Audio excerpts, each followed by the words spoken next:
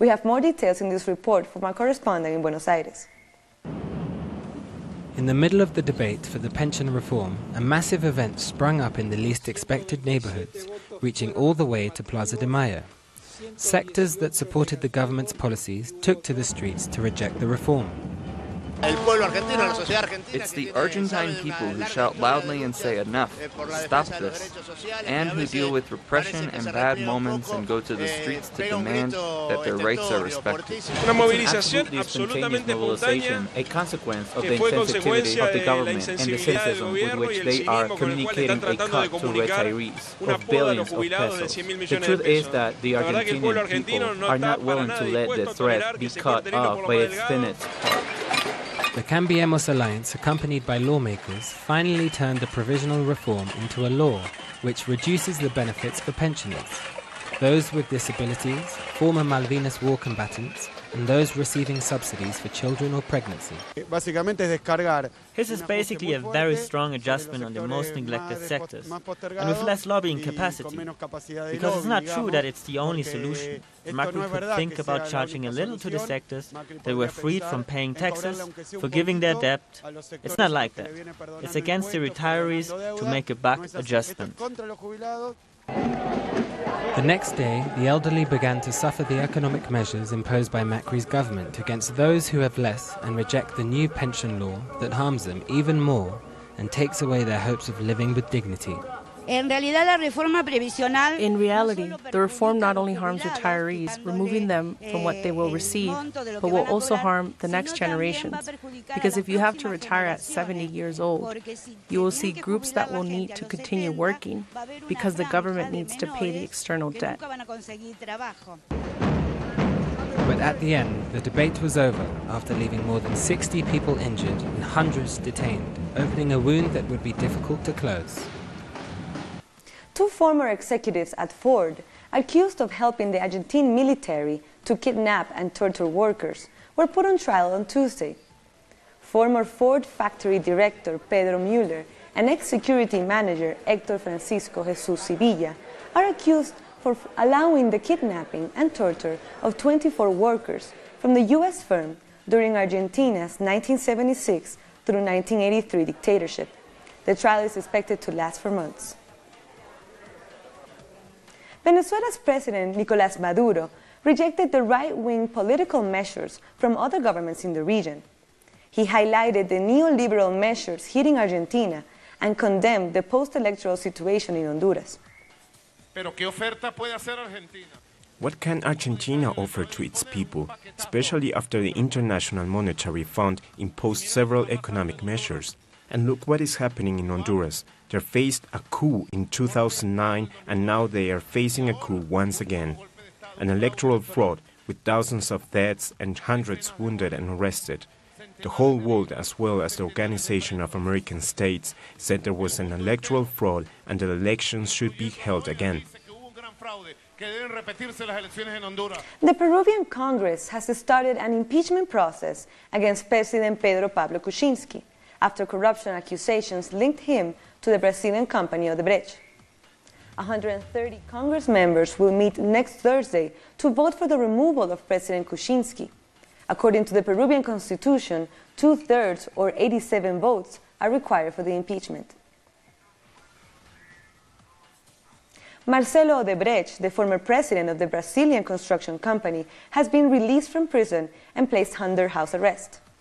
The former CEO left a Curitiba prison after serving 2.5 years behind bars. He will be given a monitoring ankle bracelet and returned to his luxury home in Sao Paulo. Odebrecht has been accused of several corruption and bribery cases in Brazil and across Latin America. Brazil's Lava Jato operation, which investigates the cases of bribery and corruption surrounding Petrobras, has been held up as a symbol of the fight against corruption. However, some lawyers have reported irregularities in the process, which suggests the investigation has turned into a political tool. Irregularities in the Lava Jato investigation have come to light with the declarations of Rodrigo Tacla Duran before a Senate committee. He is the lawyer of Odebrecht, one of the main companies involved. There has been abuse of power in Lava Jato. Zucoloto, a friend of Judge Moro, proposed to Duran that he pay money to make negotiations easier with some of the parties in the scheme. Tacla Duran finally decided not to accept this deal because they were even trying to make him admit to crimes he did not commit. For the ex-Minister of Justice, Eugenio Aragón, the Lava Jato operation, which was in the beginning something positive to fight corruption, is now an instrument with irregularities that goes beyond Brazil's borders. Behind this, there is an obvious cooperation, wider than what this group has with the U.S. government. We see this with its performance in Venezuela, with their actions in Peru, with their actions in Ecuador, where the progressive governments or those who belong to them are systematically accused of corruption and complicity with Odebrecht and others in the bribery network. Members of the Oil Workers Union say that apart from the political impact, the Lava Jato investigation is affecting the economic and industrial development of Brazil. In the petroleum sector alone, 2 million jobs have gone, and overall more than 10 million people have been made unemployed. This is just an example of what Lava Jato means. As Brazilians and workers, we believe that the Lava Jato is no longer about fighting corruption, but a means of handing over Brazil's mineral resources, our oil and our industry. Legal experts say the case of Lula da Silva is perhaps the clearest reflection of how the operation goes beyond its constitutional powers and becomes a weapon of political persecution. More news in a minute. Stay with us.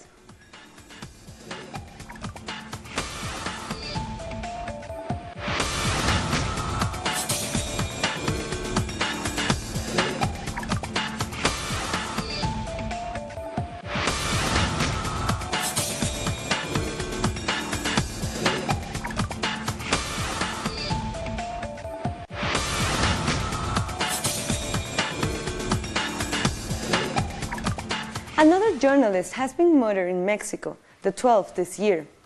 35-year-old Gumaro Perez, who regularly wrote about security and drug trafficking, was shot 4 times and killed in Veracruz state as he attended a Christmas party at his son's school.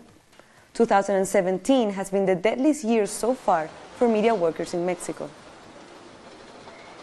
Que haya justicia, más que nada. I will want that above all else justice be done, that these assailants be arrested because it's not possible for them to be allowed to go on killing like it's nothing. They have no respect. 6-year-old children are traumatized because the way my husband was killed, where he was, where we all were, how it was done. Above all, it's up to the Attorney General. But what we can do is to guide authorities in this case. That's what I've got to do now. Talk to the family and journalists to see if they know anything they want to share. One of the most dangerous and insecure municipalities in Mexico is just a few kilometers away from the center of its capital. Let's take a look at it in the next report. Tanya lives at the top of a hill.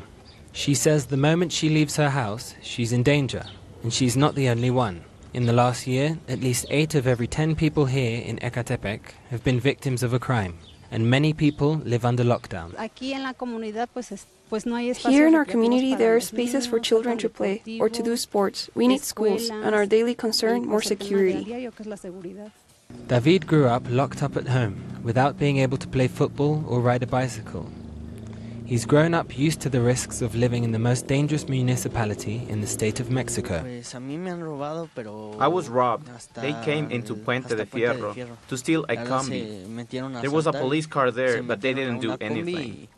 This municipality, which has always been governed by the current government party, the PRI, is not only one of the most densely populated, but it also has the highest poverty rates. In the neoliberal model that has operated for 30 years here in Mexico, one of its principles is the reduction of public spending. Ecatepec is exactly an expression of this neglect by the system. The last police commissioner quit when he didn't get results after 2 years. According to some experts, the solution is not having more police, but fighting poverty.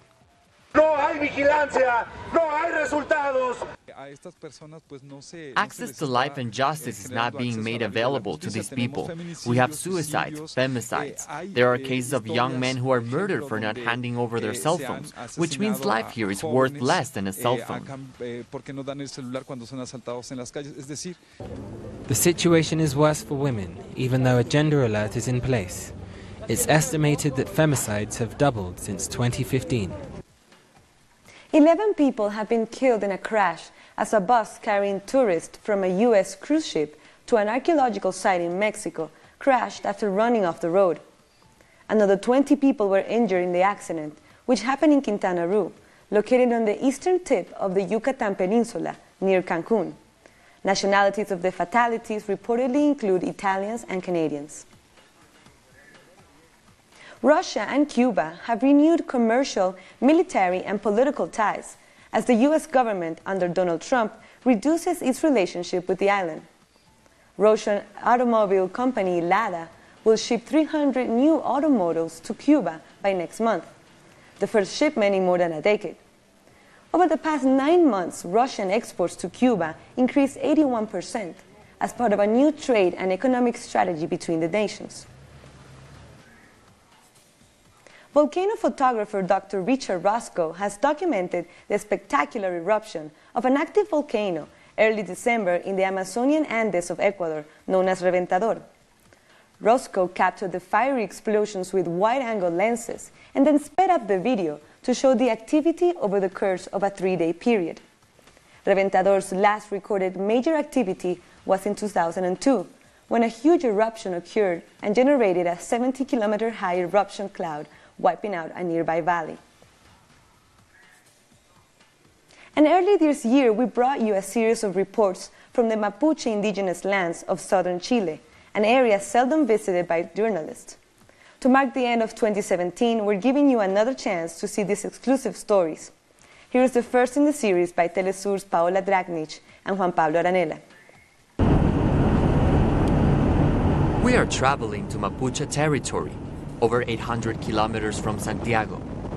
As we approach the area, crossing the Biobío River, which is the natural frontier, the loggers' trucks start to fill the road. They never stop, at any time of the day. The logging is unending, but this isn't just any wood. These are monoculture plantations that plant and harvest over and over again on more than 2 million hectares of ancient land, seized from the communities and now controlled by the timber companies. These trucks represent the occupation of this land. They have become targets of arson attacks, for which the different Mapuche groups are held responsible, especially the coordinator Arauco Malleco, also known as CAM. Hector Jaitul is their spokesperson and has become one of the Mapuche villagers most persecuted by the timber companies and the Chilean state. He has lived in hiding after facing several charges of criminal association. The most recent case is still pending.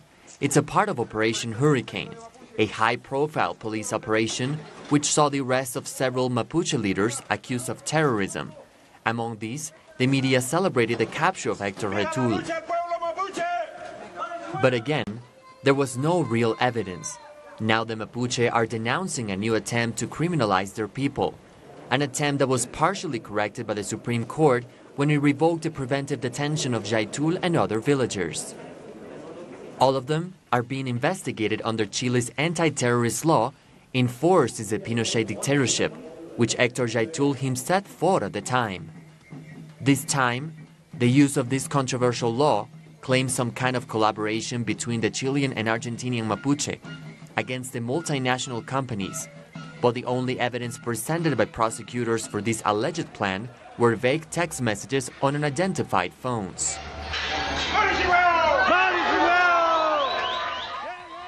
The investigation continues, but Hector Jaitul, now free after his provisional release, decided to receive Telesur in his shelter to talk about this struggle, which he defined as a historic demand.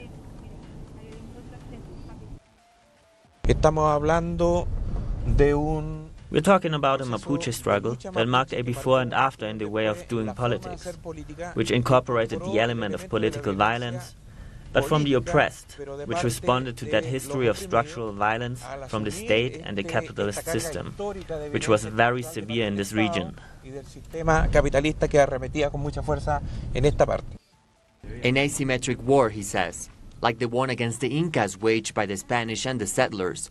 The Mapuche people is facing this with a new one, or the strengthening of their Huichafe ancestors, as they call the warriors in the Mapudungun language. This time, the struggle is against capitalism, which he says has its best ally in the states that promote and protect the companies to exploit their ancient lands.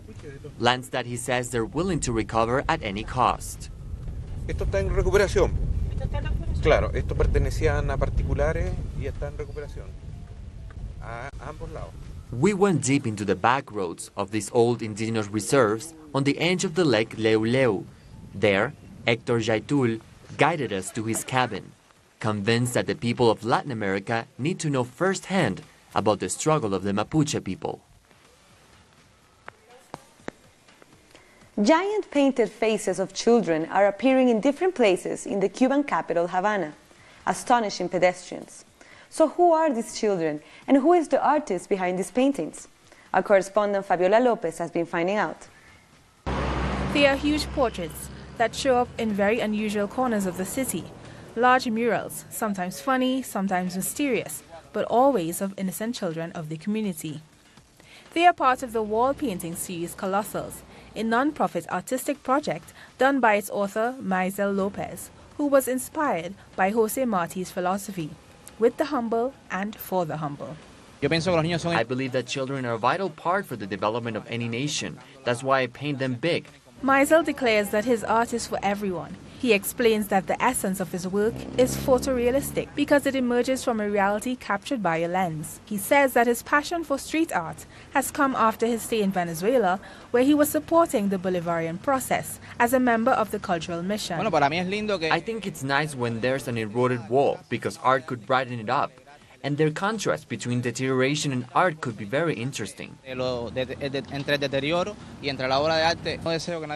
don't need anybody to finance my work because it comes from deep inside of me, and I wish for my art to go straight from me to the community. What satisfies this young artist the most is knowing his colossal murals can be seen by any of the pedestrians. This young artist has decided to be like Maisel when he grows up. Graduating from the San Alejandro Academy of Fine Arts in Havana, this 32-year-old artist teaches painting to children with special needs in the Cultural Center. Nowadays, he is preparing his students for a self-portrait exposition. Everybody loves you very much. This is the most recent of Maisel's work. It's his contribution to the fight against violence towards women and children. Maisel knows that his artwork could be temporary. The humid climate of Cuba does not help. But the most important thing for him is to create happiness in the people who look at his murals, and to let them know that there's a painter out there who paints giant children due to their importance in our society. We'll be back very soon. Stay with us.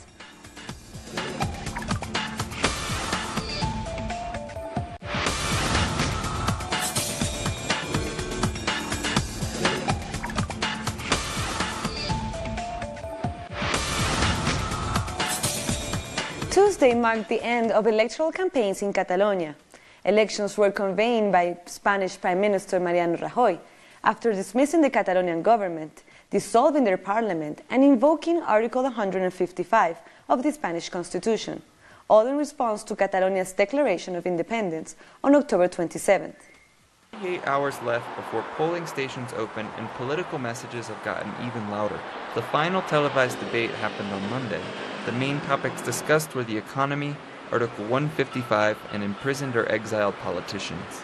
Our plan of action, as soon as it's possible, will be to form a government that puts a stop to Article 155. The first thing that the President of the Generalitat will do, if elected, will be to once again appoint the previous government and to fix the mess created by the intervention of Article 155. Unionists assured that seceding from Spain is not the solution to Catalan's problems. I believe that the best alternative to secession is not immobility, but reformism. You should join the opposition and leave the way open for a democratic government that cares about Catalonians' real issues.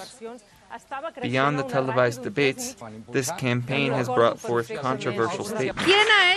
Who do you think is responsible for the lack of leadership in the ERC, the Catalan European Democratic Party, Together for Catalonia, and all the other independence fighters? Who was responsible for beheading their leadership? Mariano Rajoy and the People's Party. Mariano Rajoy y el Partido Popular. By saying this, independence supporters consider that the Deputy Prime Minister admits justice has been favoring her party. Leaving all these parties with no leadership is something that was accomplished when the judicial power sent those leaders to jail. Another statement that has raised eyebrows comes from a former Minister of Public Works and Transportation, who called the independence movement an infected wound on society that must be cleaned. Our society is wounded, and it must be healed. But before closing any wound, it must be disinfected. Polls show a tie between the independence movement and unionism, but the only poll that matters will happen this coming Thursday. And now let's take a look at some other news from around the world. The Republican U.S. Senate has approved a sweeping $1.5 trillion tax bill, moving their party and President Donald Trump a step closer to the largest overhaul of the U.S. tax code in more than 30 years. The Republicans say that the tax cuts for corporations and small businesses will bolster economic growth. I want to start off by thanking the American people, our constituents, for sending us here to do this work for them. This is one of the most important pieces of legislation that Congress has passed in decades to help the American worker, to help grow the American economy. This is profound change, and this is change that is going to put our country on the right path. For all those millions of men and women in America who are living paycheck to paycheck, who are struggling to get ahead, help is on the way. For all those businesses that are tied with one hand behind their back in this global economy, having a hard time compete, help is on the way. Democrats who all voted against it say the package is a deficit bloating giveaway to the super rich. What a disgrace. That's what this bill is. It's an absolute disgrace. It's not just an ideological difference.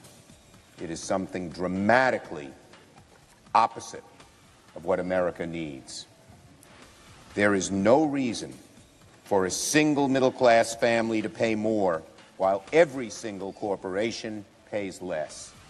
If you wanted to help the middle class, give them a real tax break. The rich get far more dollars back than the middle class. That is fact, irrefutable fact. The European Union has set the end of the United Kingdom's Brexit transition to December 31st, 2020. Both sides have yet to negotiate the terms for the transition period, which the UK calls an implementation phase. Cardinal Bernard Law, the former Archbishop of Boston, who became a symbol of the Roman Catholic Church's worldwide sexual abuse scandals, has died at the age of 86. The Vatican said Law, whose resignation from his Boston post in 2002 shocked the church and brought abuse into the open. He had been living in Rome and was in declining health in recent years. The European Court of Justice has ruled that Uber is officially a transport company and not a digital service. The ride-hailing firm argued it was not a cab firm but an information society service. The case came after Uber was told it has to obey local taxi rules in Barcelona. Under EU law, the company must be classified as a service in the field of transport. And this is the time of the year when Mexicans take out their festive spirits by smashing piñatas. The piñatas are made from clay or cardboard, and once broken, they release a shower of sweets, nuts, and fruits. Some say it symbolizes releasing virtue from the clutches of the devil. The tradition goes back centuries, but it is uncertain if it has Aztec origins or if it came first from China and was brought by European conquistadores. The first piñatas were star-shaped and have 7 spikes.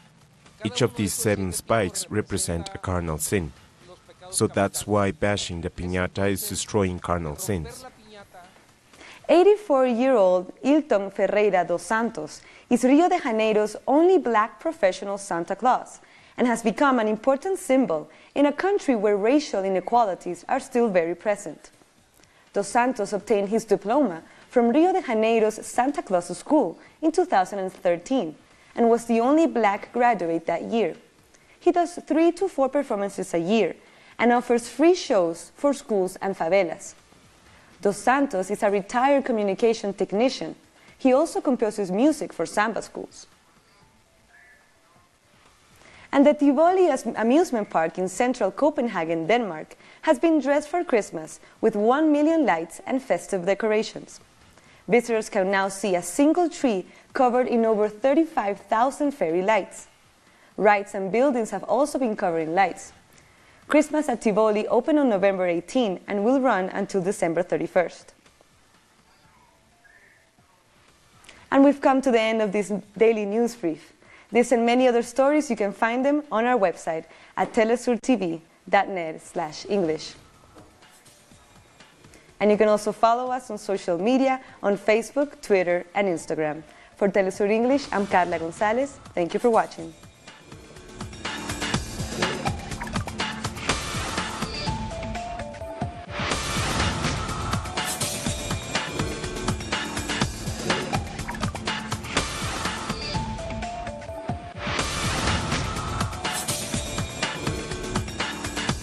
Sign of resistance to hatred and injustice, Bill Fletcher Jr. conducts a discussion and analysis space to reveal the social struggles of Black people on the Global Africa